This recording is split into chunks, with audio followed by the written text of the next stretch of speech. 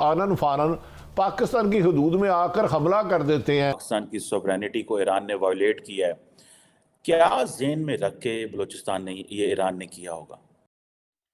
Iran ने मिसाइलों, रॉकेटों और ड्रोन से पाकिस्तान पर हमला कर दिया है। बलूचिस्तान के अंदर पंजगोर इलाका है, बॉर्डर के साथ तकरीबन 50 किलोमीटर के अंदर ईरान ने हमला किया है, वहां पर मिसाइल और ड्रोन के साथ अटैक किया है।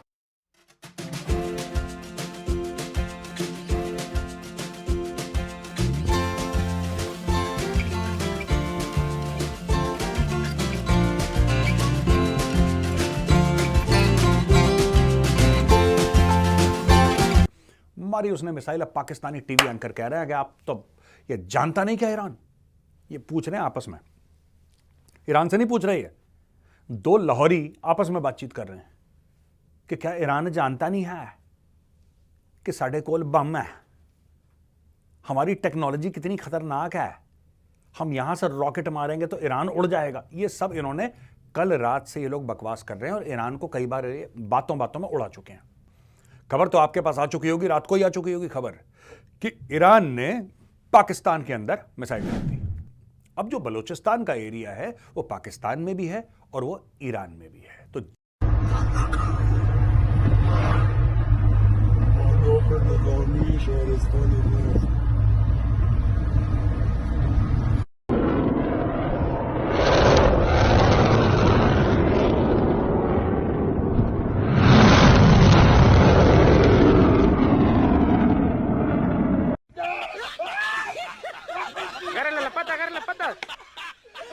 ईरान ने हमें तस्लीम किया, बड़े बरादराना दोस्त थे आप, जैसे बड़ी डिटेल आपने बताई।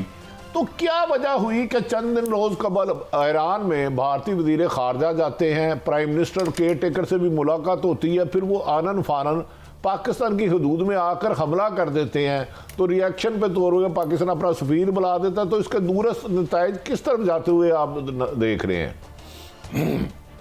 जी, मुझे जो नज़र आ रहा है कि ये मेरी तो हमेशा ख्वाहिश है कि ईरान से और सब हमसायों से हमारे ताल्लुकात बेहतर हों। लेकिन आप जब फरमाते हैं कि ज़ाहिर हमें अपना वकार है, हम एक न्यूक्लियर जो भी है, हम अब what would you suggest in concrete terms कि इसको हम रिजॉल्व भी कैसे करें? और मैं ये सजेस्ट करूंगा जी, मेरा ये ख्याल है कि चाइना इसमें कोई रोल अदा कर रहा होगा, एक बात तो ये है।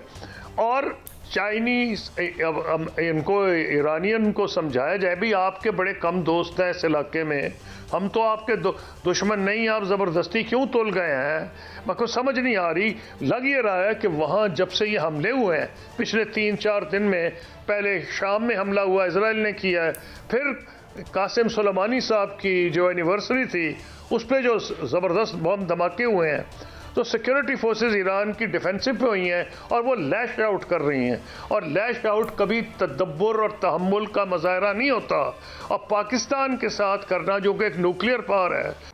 बाप को भेज, तेरे बस की बात नहीं। और अभी ये एक नई बैड प्रेसिडेंट ईरान ने सेट की है, जिसमें वो कहते हैं कि उन्होंने 2 ऐसे जैशुल दुल्म, जिनको ईरान में जैशुल दुल्म कहा जाता है, वैसे इस ऑर्गेनाइजेशन का नाम जैशुल अदल है, जो टेररिस्ट ऑर्गेनाइजेशन है, उसको they have targeted in Pakistan with the precision, जिसे कहते हैं ना, टारगेट किया है।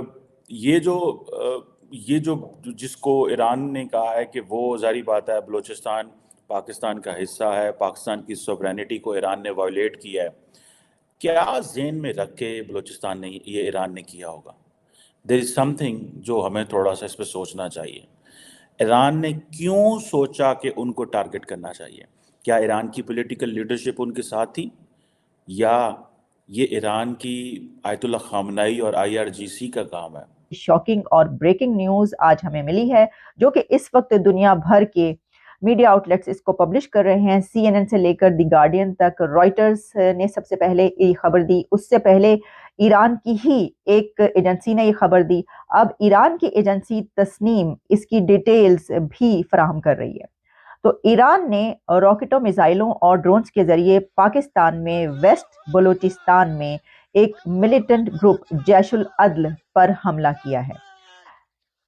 इस सिलसिले में ये बात बहुत अहम है कि एक ऐसे वक्त में यह हमला हुआ है जिस वक्त पाकिस्तान के प्राइम मिनिस्टर अनवारुल हक काकड़ वर्ल्ड इकोनॉमिक फोरम में हिस्सा लेने के लिए डावोस में मौजूद है और डावोस में उनकी मुलाकात ईरानी फॉरेन मिनिस्टर से हो चुकी है।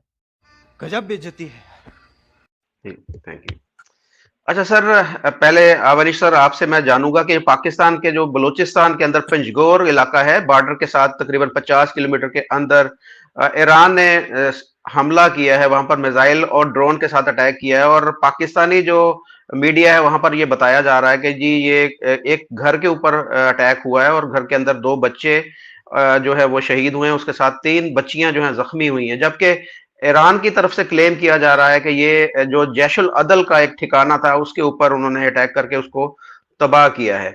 तो सर आप इंडिया के अंदर बैठकर इस सारे वाकये के ऊपर किस तरीके से आप देख रहे हैं कि 1-2 दिन पहले जो आपके फॉरेन मिनिस्टर हैं जयशंकर जी, वो भी वहां पर ईरान के अंदर मौजूद थे।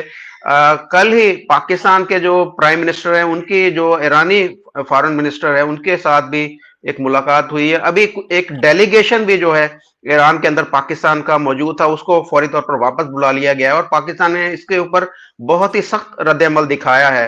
मारो हमको जिंदा मत छोड़ो सालो, हम कोई मंदिर का घंटा है कि कोई भी आके बजा जाता है। मजा आया और मैं ये जो मजा है हिंदुस्तान के हर व्यक्ति को देना चाहता हूं। ईरान ने कर दिया, लेकिन पाकिस्तान को ठीक मारा, बिल्कुल पाकिस्तान डिजर्व्स इट।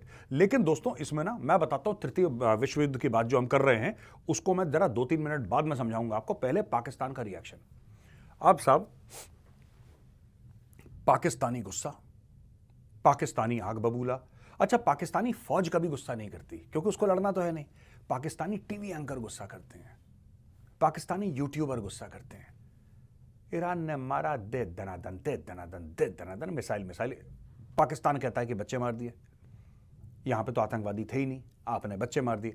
अच्छा, ये जैशल अदल है, मैं आपको बताता हूं दोस्तों, ये बलूचिस्तान में काम करते हैं, लेकिन आप इनको कंफ्यूज मत करना बलोच फ्रीडम फाइटर से। बलोच फ्रीडम फाइटर जैसे BLA है, BRAS है, ये अलग ऑर्गेनाइजेशंस हैं। ये बलूचिस्तान की आज़ादी के लिए काम कर रही हैं।